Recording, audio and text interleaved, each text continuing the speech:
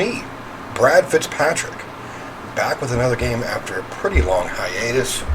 I have been indisposed with work and bad feelings all up in my head, having a very depressing time. But here I am back for some scary games. This game is a visual novel. Now, hopefully there'll be some talking. If not, I'll be talking throughout the entire thing, so I apologize now. If that is not your thing, step out now if you don't like to hear my lovely ska. Alright, so without further ado, this game is supposed to have some pretty disturbing imagery, violence, gore, sort of things like that, but it's supposed to be really good. It is one of the things that came off the Humble Bundle.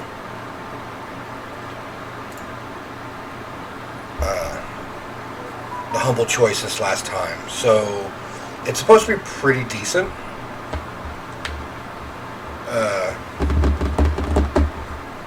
So I figured I might as well try to play it. So without further ado, let us jump into the letter. Oh, immediately, jeez. Prologue. The Ermengarde Mansion. Here, let me move this over here. Let me move my spooky Halloween head. And my gigantic now keyboard, so I can get my microphone just a little bit closer. So I may not have to scream into it when I read. Are you good? Are you good? Alright, let's find out. The Ermengarde Mansion. It was built for Lord William and Lady Elizabeth Ermengarde of Luxembourg, humble ambassadors of peace and beloved by their people. Both were well known for their compassion and generosity, never failing to extend a helping hand to anyone in need. Under their influence and wealth, what was once a small, sleepy village grew to a prosperous and bustling town. However, the seasons of joy eventually ended when the good nobles perished at the hands of a great plague. Their riches and legacy were henceforth passed on to their only child, Lady Charlotte Ermengarde. One of those. The mansion has stood since the 1620s, a witness to a very long history of joy and pain. After Lady Charlotte committed suicide, the great house was eventually left uninhabited. And that is when it began. Surrounding villagers spoke of seeing and hearing unearthly things, of cries and howls that filled the nights and hearsay of a mysterious woman roaming the hallowed halls aimlessly. People who dared enter its walls were simply never heard from again. Even after 400 years, these stories remain, much like the house itself. Whispers about the once great house, its legend and its curse, still fall upon the villagers' ears. In spite of this, the current owners are convinced that these stories are nothing more than a hoax. With little regard for the truth, they had Briar Realty Corporation place the property back on sale. Like Pandora's box, the secrets that lie inside await to be discovered by brave souls. No matter what happens, take care not to be consumed by the curse. Good luck.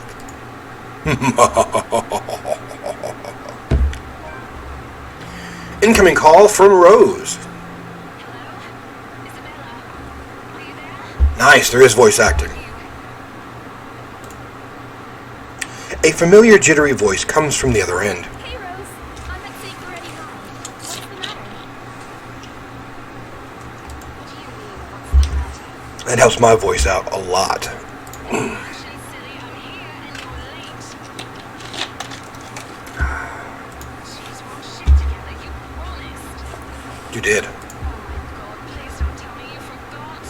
You were planning on leaving me to check this place out on my own, weren't you? I'm going to pop that little bit up so that we can hear it. Hear the voices at least a little better. Calm down. You know I take my promises seriously. I'd like to believe that. So hurry up and get here. This place is huge. huge. A bit too quiet since no one's lived here since, like, forever, but beautiful nonetheless. Why are you so surprised? This isn't the first time you've been there. I know. Uh-oh. I just wish I could live in a place like this. It really takes my breath away. Yeah, well, I wouldn't be so sure about that. Not after the rumors that say it's haunted. I mean, it is. Jeez, never mind those rumors. Ghosts aren't real after all. And even if they are, which they are not, they can't do anything. They're nothing but spirits. You don't know that. They might be listening or watching right now, and they might not be happy with you enough to curse you. That's very true. No offense, sweetie, but that's a bit of a stretch. Believe it or not, it's better to be careful. See, this is how white people should act in horror movies. Right. Not like that. Not every property we sell will end up with a dead body stuffed in a sofa. And I think that mansion is where we'll likely find another one. I can feel it. So they found a dead body in a sofa once before. All right. It was one time, Isabella. Listen up. I mean, yes, you won't find another me. Wait, just get here ASAP, please. I'm getting bored being here on my own. Allergies are killing me too. Fine, fine. Let me just finish up here. I'll be right there soon. Okay, see you. Bye. She hangs up before I can respond. Rose, still charming as ever. Who was that? I look up from my phone to see Rebecca. Becca, giving me a questioning look. Oh, that? It's just Rose. The one who trained you. Okay, I didn't even finish the sentence there. Rose, the one who trained you, the one you said who trained you for your job back You're when you working started. together again? Just for this property. We've been scoping out that big mansion down Anslin Village after the renovations. Today is sort of its grand opening to the public. The RC wants to give it one last check before we let potential buyers tour it this afternoon. Hold on. Is this the same mansion you've been telling everyone about? Didn't you keep saying how it just gave you the creeps? You actually went there? And you're going back? White people, am I right? Well, I mean, I do. promise Which is Rose sad. wouldn't ditch her. You know, I always looking for haunted houses, and I'm like, look, I wish I could actually have a ghost event happen to me. But I mean, like, I don't know if I'd be scared or not. Like, it would depend. Like, is it like the orphan level ghosts, where just things are kind of creepy, but nobody's really attacking me? Or is it like the Conjuring level ghosts, where things are really super creepy, and like there's a witch that's possessed someone and trying to kill everyone? Like, I don't know how I'm going to be. And besides, a job is a job. Gotta do what you gotta do to make a living. As soon as those words leave my mouth, Becca lets out a soft chuckle. What's so funny? Nothing. It's just that I didn't expect you to say that. Coming from you, it sounds so out of character. I mean, no offense, but you've been freaking out ever since you got assigned to it. Cursed rumors and all. I wonder why.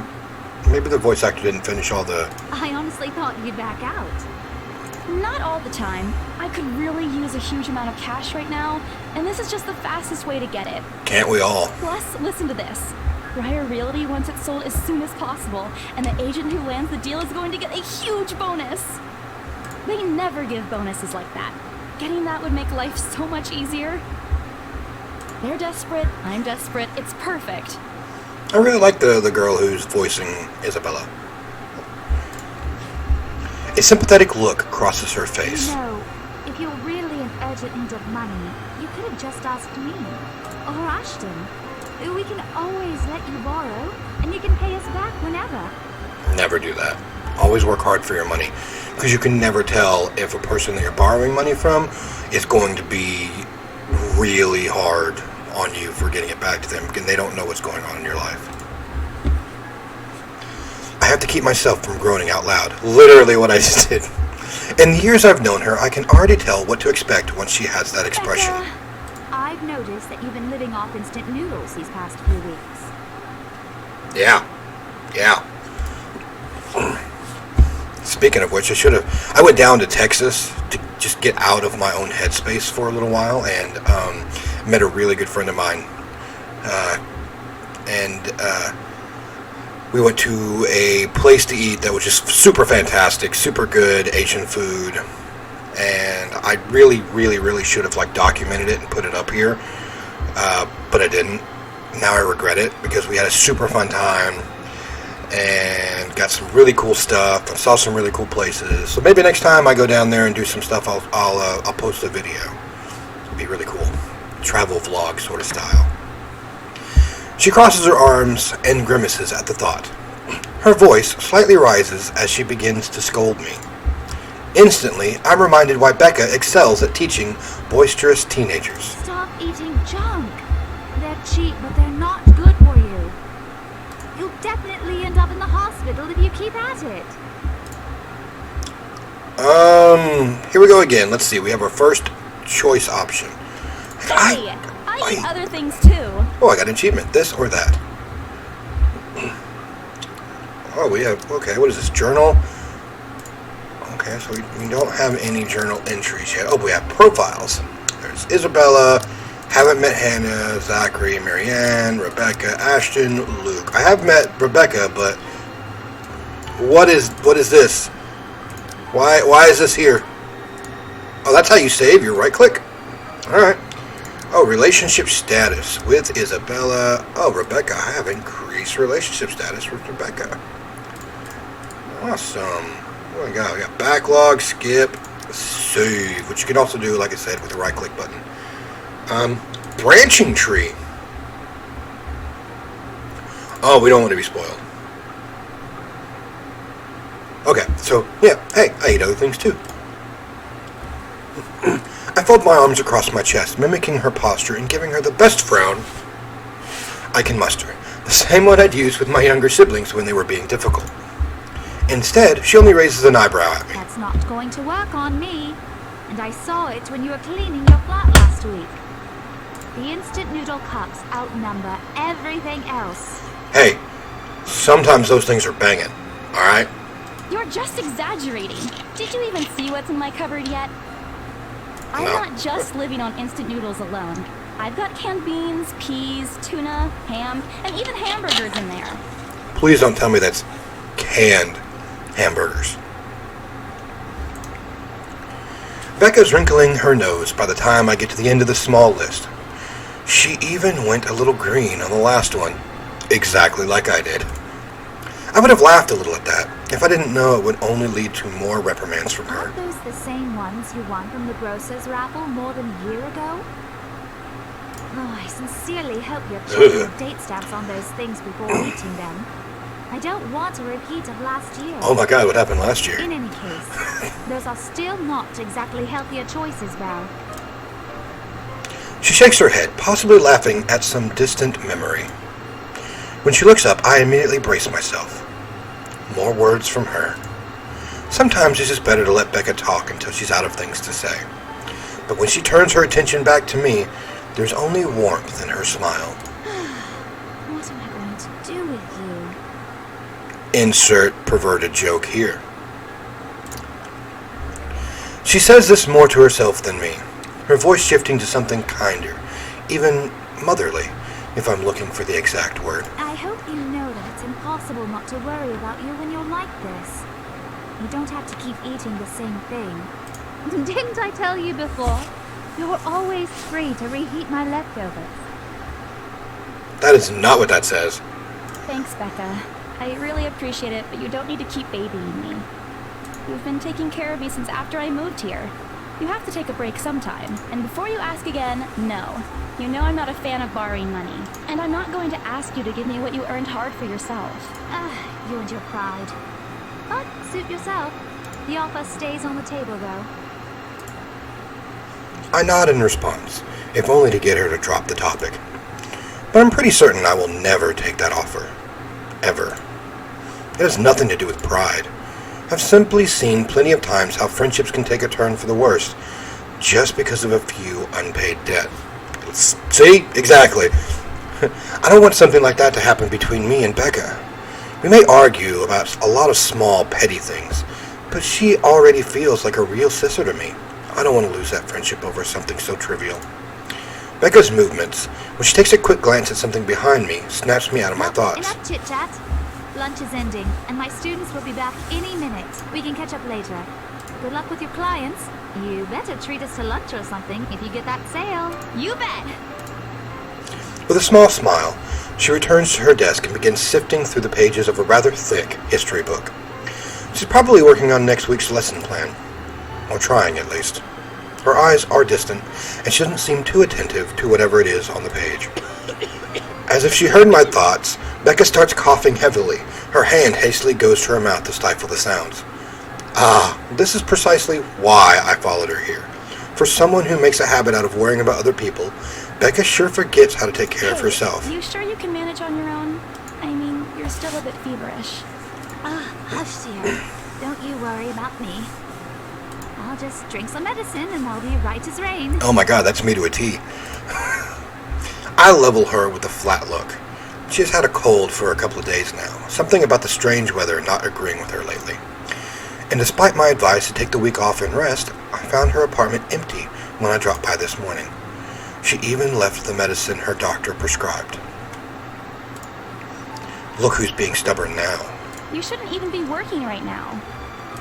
Seriously, you big baby. I'll be fine. For now, just go to work and stop making that Rose girl wait for you.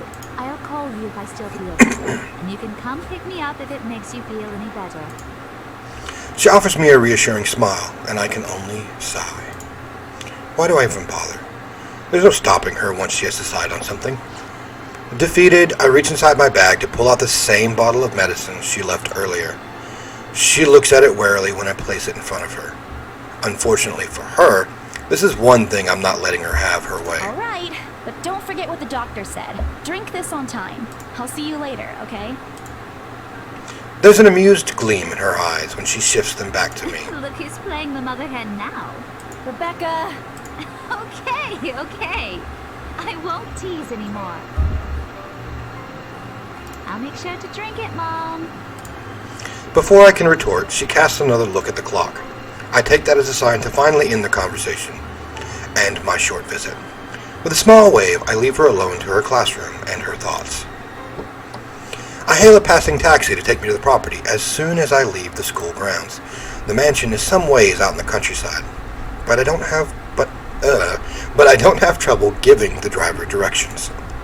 Apparently, everyone in Luxembourg City knows of it, including every bit of rumors surrounding the place.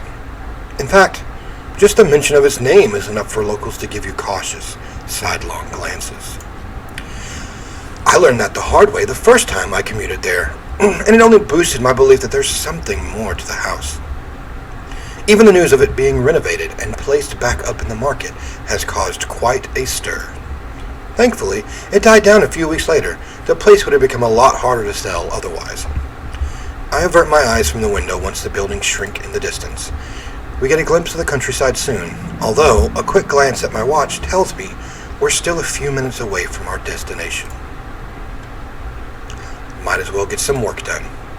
Rose did ask me to review the mansion's documents. I already looked them over last night, but you never know when things may go wrong. Life has a ways of messing things up like that. Yes, it does. Halfway through reading the papers, my phone rings again. I pick it up without looking, neatly tucking it between my ear and shoulder. It's probably just Rose again anyway. Guess again. Oh, isn't he a pretty boy? That voice. Bingo. Hey, what's up? Just checking if you're still cool later this evening. You mean that thing with Zach? Yeah. He even called in the middle of the night just to remind me. No, don't worry. I didn't forget. I'll be there. Cool. I'll see you later. What time do you get off? Around 6 p.m.? I don't know. It's the first day of the Ermengarde Mansion's open house, and we're expecting quite a number of potential buyers. I'll be booked the whole afternoon. Ermengarde Mansion? You know, the big Jacobean mansion at Anselm Village. I'm on my way there right now, actually.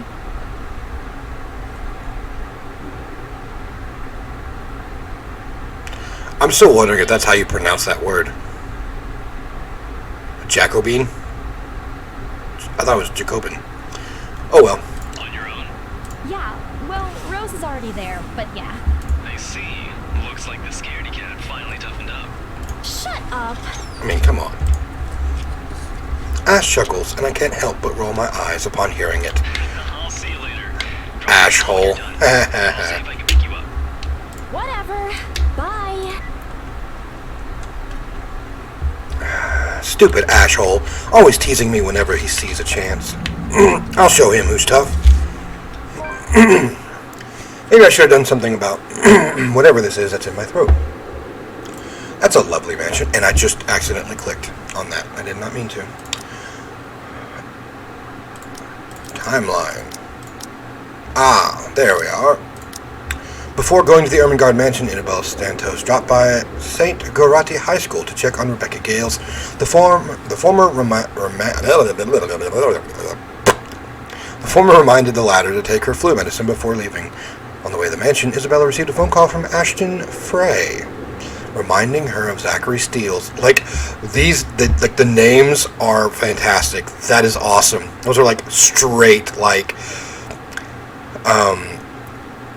teenager fan fiction sort of names. That's awesome. I mean, I've got my own, but Zachary Steele's movie premiered that night. Okay. I still want to know what this is. Why can't I pull this out? What is this? This says help. Like, come on. Okay, I have to admit the entire property does look wonderful from the outside. Yet despite all this, it does nothing to hide that something is just wrong. The surrounding area is unusually silent, and only the rustling of the leaves can be heard as the occasional breeze passes. While Anslim Village is just a few miles away, everybody keeps their distance on purpose. Perhaps out of fear, the horror falling under the mansion's curse. Somehow, it makes me feel sad. The lack of immediate human presence just makes this place all the more eerie than it has any right to be. If it's uncanny in broad daylight, I can't imagine how this place looks at night. You planning to go inside that place, Missy? Why, yes, Mr. Taxi Driver. The voice nearly makes me jump out of my skin. Without completely taking my eyes away from the house, I give the driver a confused nod. A beat passes while I wait for him to say more, but his only answer is a non-committal hum. Belatedly, it occurs to me that he must have been waiting for my payment. I mentally slap myself for spacing out and promptly hand him the fare with an apologetic look. I expected him to leave as soon as I paid, but there's a hesitant expression on him, as if something hasn't been said yet. Is there something wrong? Look, Missy, I'm sure you've heard what the people are telling everyone about that place. Nobody likes to be disturbed when they're at peace. And I'm pretty sure whatever they say is in that house. Doesn't want to either. I admit they did a good job fixing it up, but there must have been a reason why even distant relatives of the family who used to own the house never lived in there despite inheriting it. No wonder they wanted to get rid of it. Maybe they just didn't like it? You never know. He drives off after, but what he said was left a foreboding feeling in my gut. I breathe out a heavy sigh as I approach the house. After hearing enough of the rumors, I should have expected the conversation to take that turn. But I'm already here. Backing out is completely out of the question. It's not like I have a choice anyway. If I want to get that bonus and commission, one way or another, I've got to sell this property. The door is ajar when I get to it. However, while my own copy of the keys dangle aimlessly in my hand, Rose must have left it open when she arrived. That's weird. We may be the only people here this early, but I've never known her as someone careless. Ooh, wow. Entering what greets me inside leaves me gaping. They've cleaned every corner, waxed the floor, dusted the antiques, searched every nook and cranny and crevice, and made it into spick and span. All for the sake of making the mansion more enticing to the modern-day lords and ladies. But no matter how hard they try, the mansion still looks as soulless as ever. As though it's going to eat you alive. If you ask me, they should have just listened to what other people have been telling them and leave this place alone. Some things in this world are better left alone, never to be disturbed ever Rose? again. I call out. Rose, I'm here. Where are you? Oh, that nice echo. My voice echoes softly throughout the hallways. Oh, who am I kidding? In a place this big, I don't think she'll hear me no matter how deafening the silence is. She could be all the way on the other side of the property for all I know. Quickly, I reach for my phone and dial her number. But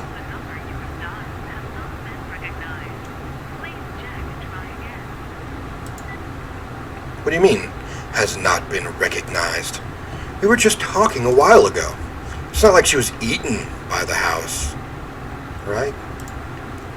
Or maybe the ghost did hear us talking and spirited her away, right? Right? No, Isabella, don't be ridiculous. She probably just wandered deeper into the house and lost signal or something. I dial her number again, hoping the call will connect this time.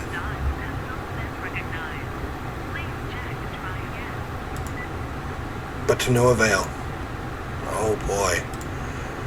I have a very bad feeling about this. Rose? If you can hear me, please come out. Come on, Rose. This isn't funny. You know this place gives me the creeps. No answer. This isn't going to work. This place is big. She could be anywhere. I need to start looking for her. I take a deep breath before venturing deeper into the mansion. Taking a couple of steps forward, I notice something move above the grand What staircase. the hell? Rose? Rose, is that you? Not funny. I'm leaving you if you don't come out. Not coming out, huh? Fine. I'm going. Okay, that's a lie. She's my friend. I can't really leave until I know she's alright. Growing desperate, I try to contact her number again. Come on, please give me something. Please, Lord. Yes, finally. Hello? Rose, I'm here at the mansion. Where the hell are you? She doesn't respond. There's only heavy static coming from her side. I sincerely hope it doesn't get cut off again before I can get an answer from her. Come on. Where are you? A few moments pass until the static eventually starts to quiet down.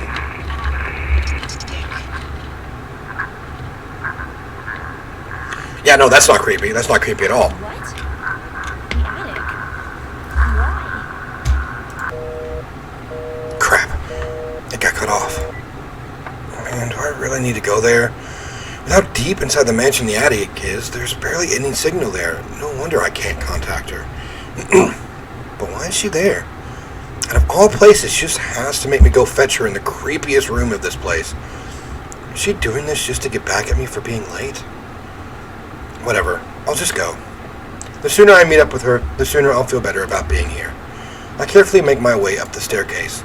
My legs wobble as I mentally curse the fact that I've chosen real estate instead of picking a career that doesn't involve strange, abandoned houses. Upon reaching the top, the grand hallway greets me. Oh, that's cool. That's pretty nice. I like that. I like that touch. It branches out to the two major wings of the mansion, the east and west wing. There are two attics here, one on each side, but the east one has been converted to a storage room of sorts, and somehow I find it least likely for Rose to wander there by herself. Besides, she never did like going into stuffy storage rooms. So I head towards the west wing first, where a simple wooden door at the end of the hall opens to a small room. Inside is another set of steps leading to the second attic. Unlike the grand staircase, though, the stairs to the attic are steep and narrow, made of old stones and covered with a thick coating of dust that kicks up into the air with every step. Thank God it's still daytime. If it wasn't for the light streaming through the door behind me, I might easily stumble and fall. With how old the place is, there is no light fixtures to illuminate the cramped passage up. Why they didn't bother to add one here when they renovated escapes me. Sheesh. They did it with the rest of the house.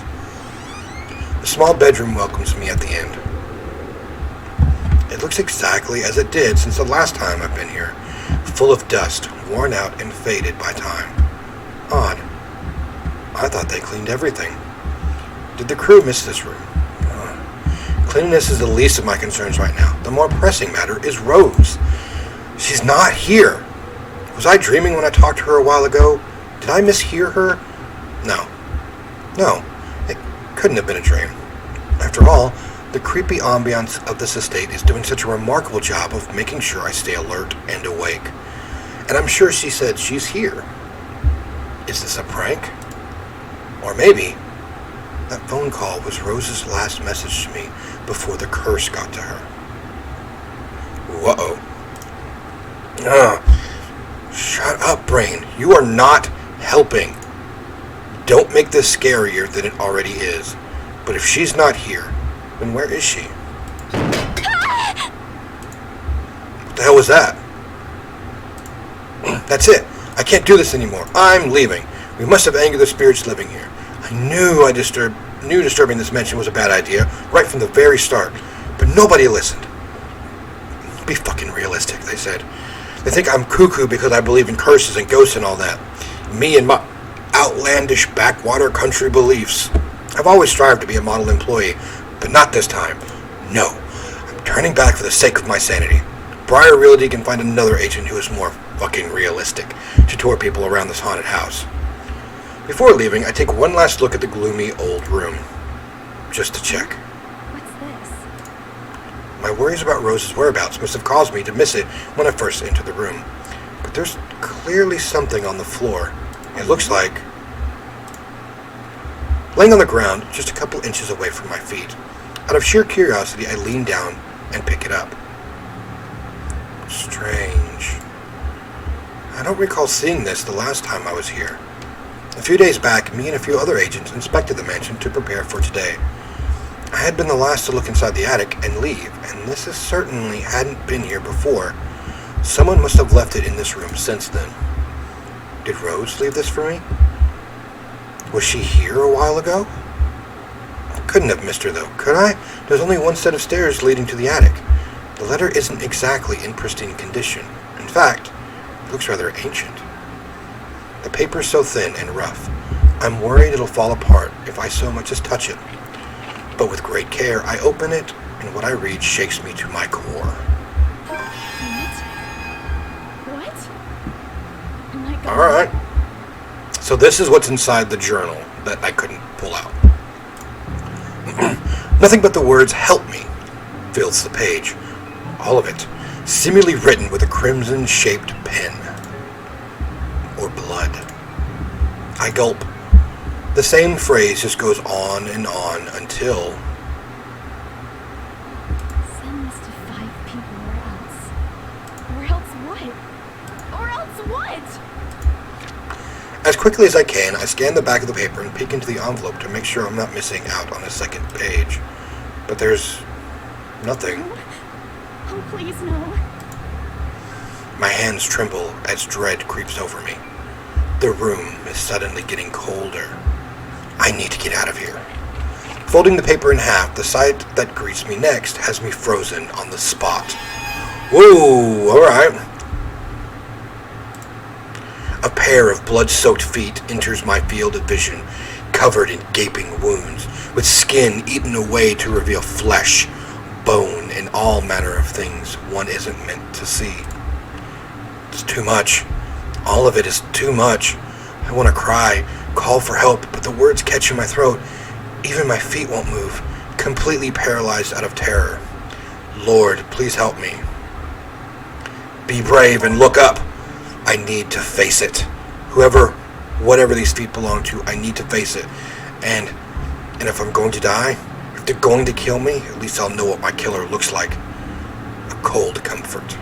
So, with a deep breath, I summon every ounce of courage I have left in me and shift my gaze upwards. No. Please, don't hurt me. No. Alright. That is creepy. Without screaming, I scrambled towards the door. I struggle to open it, but it won't budge. Stay away. Go away. Please, Lord, make it go away. Why now? Why won't it open now? My heart sinks as reality draws in. I'm locked in. Locked in with that thing. Let me out. Let me out. Lord, please, let me out. It slowly approaches me as I wrench the doorknob violently back and forth. Oh, crap.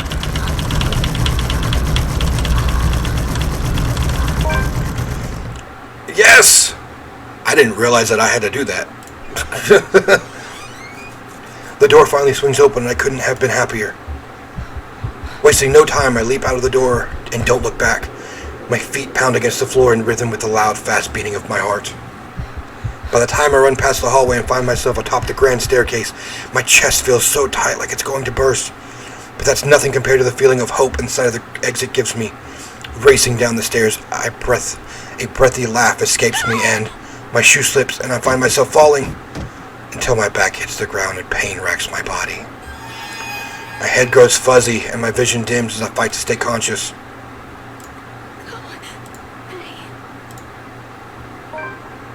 The last thing I see of those feet before me is all I know is darkness.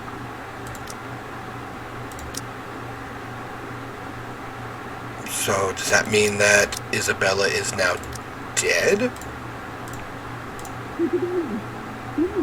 A buzz breaks the silence. I start to rouse, pulled into consciousness against my own will. I've never felt this tired before. I just want to sleep, but the incessant buzzing, poking and prodding isn't letting me. My old mattress may not be the comfiest of places, but that doesn't make me any more eager to wake up. 5 more minutes, Becca. I swat away at what is nudging persistently at my side. Can't I just get a few extra minutes of sleep today? I promise I'll work hard once I'm up. A hand lightly taps my cheek and something cold is suddenly being pressed at the back of my head. The icy sensation slowly spreads throughout the area, giving me an uncomfortable feeling. Isabella?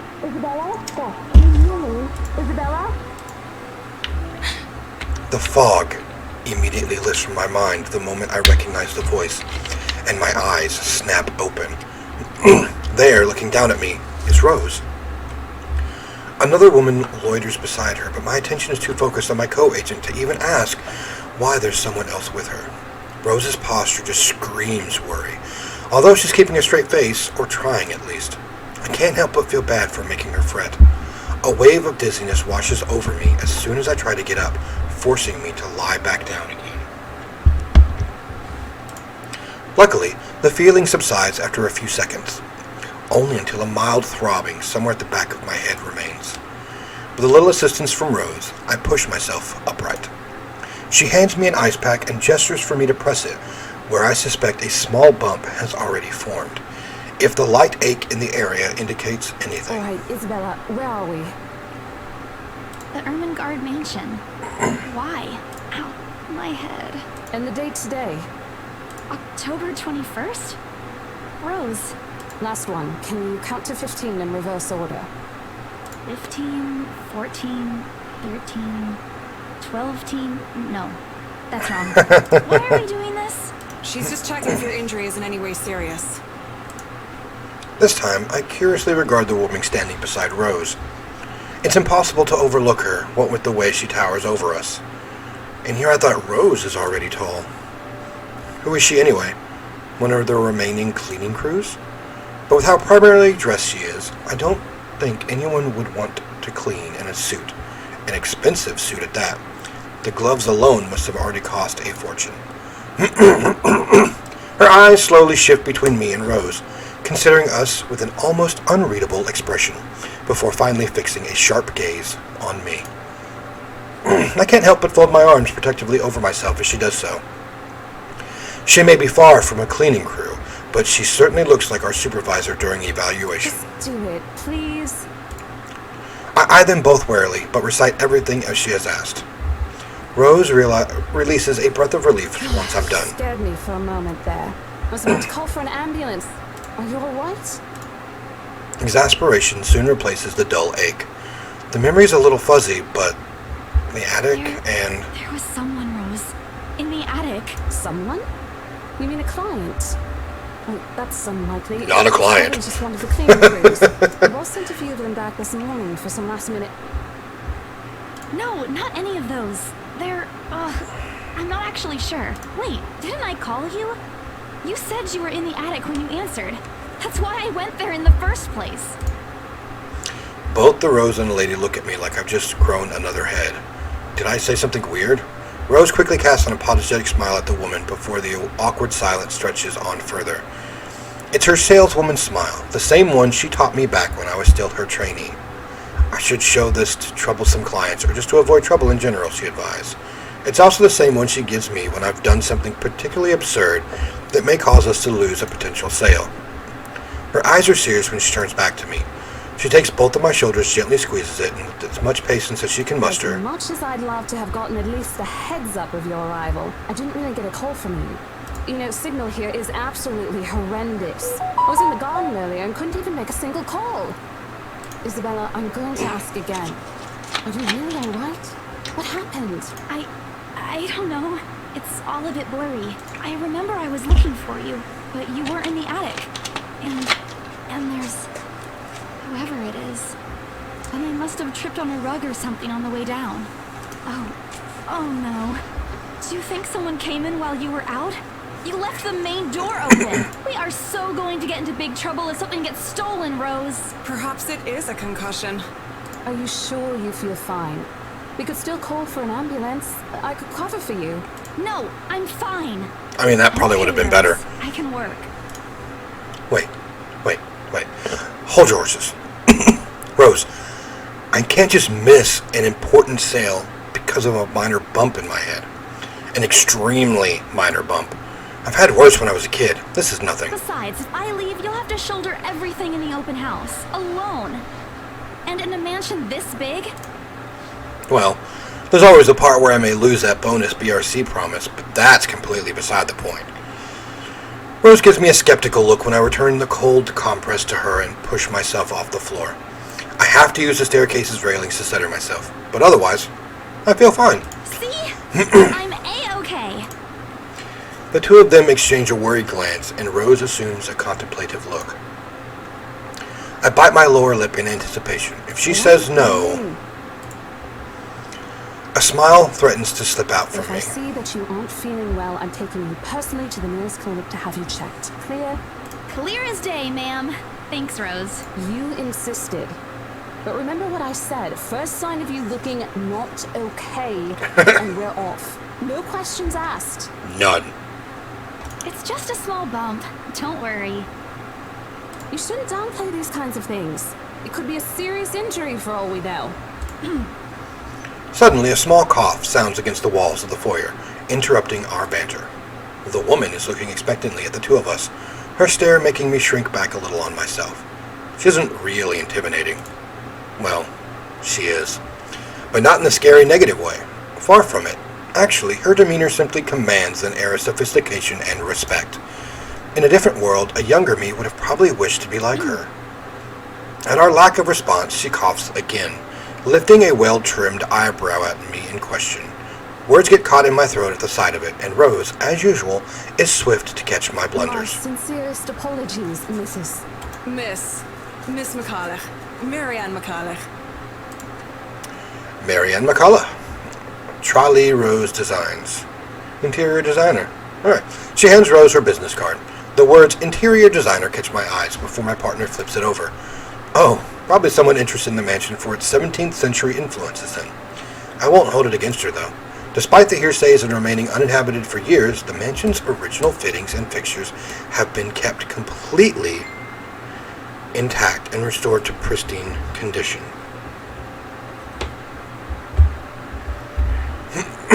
I suppose some people find that trip to the past feeling appealing. After all, with what it offers, this place could also be a haven for people looking to live somewhere with a classic historical charm. Miss McCullough, I'm Rose Cooper, and this is my partner, Isabella Santos. We're just ironing out a few things, but we'll be starting the tour soon enough. In the meantime, we've prepared some refreshments for you in the parlor while you're waiting. If you could please... Thanks. There's no need for it, though. I just dropped by for a quick survey of the place. I thought I should check the estate before I meet with the homeowners. It sounds like the voice actor is trying to do an Irish accent, but then like flips back and forth between the two, between a regular like English accent, American almost, and Irish. It's not bad, but it's still kind of like, and it, doesn't confuse me or anything. I can just notice it. Rose's confusion is impossible to miss when she glances at me, and I return it with an equally perplexed look. And, against my better judgment, I blurt out the first question that comes to mind. Sorry. Homeowners? I should have kept my mouth shut. A flash of irritation crosses her face, but it instantly disappears under a mask of professional detachment. Yes. Hannah, right? She hired me to handle the interior design for their new home. This is the Ermengarde mansion, right? Oh, so somebody already bought it. It is, but She pauses, possibly trying to find the right words to fix the awkward situation without offending someone. Suddenly, Rose nudges me with her elbow. Those few moments have given me enough time to clear my head for any nervousness or confusion clouding It is, it. ma'am, but we weren't aware the mansion has already been sold. What do you mean? I almost flinched when she turns her gaze on me, but I stood my ground. Besides, it isn't like I haven't dealt with awkward situations like this before. I may screw up at times, but that doesn't mean I haven't learned a thing or two in the 5 years I've worked in the business. The mansion is indeed for sale, ma'am. Today's the open house, in fact. However, we haven't heard anything from the higher-ups that a deal has already been closed for this particular property. If you'd like, my co-agent and me can check with them right now. She nods, seemingly in deep thought after I've finished. She appears to be a reasonable person.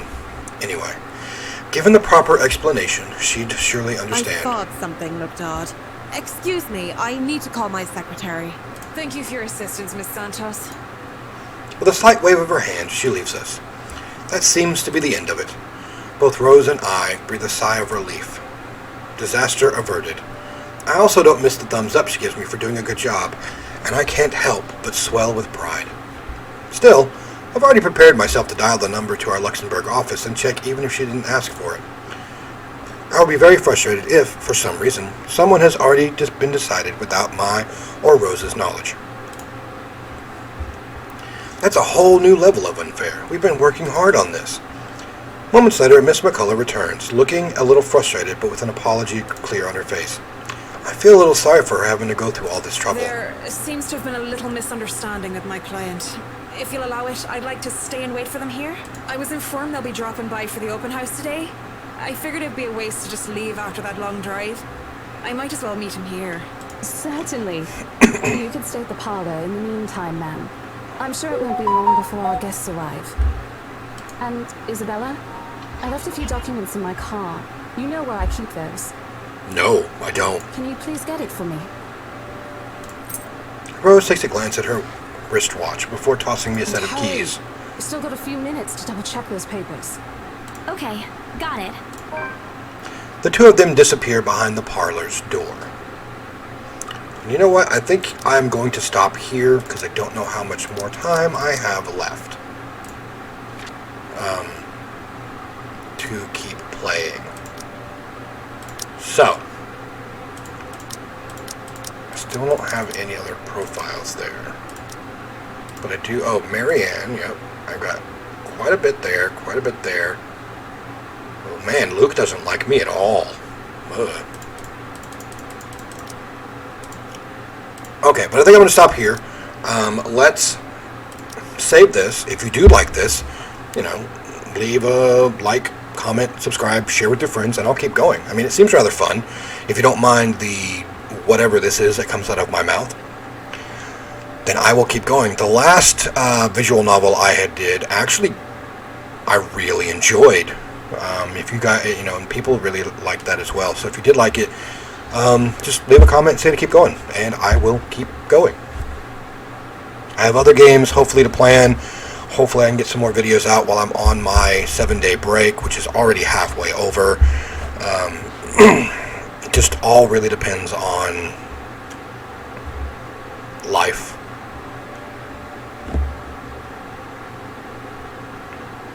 But until then,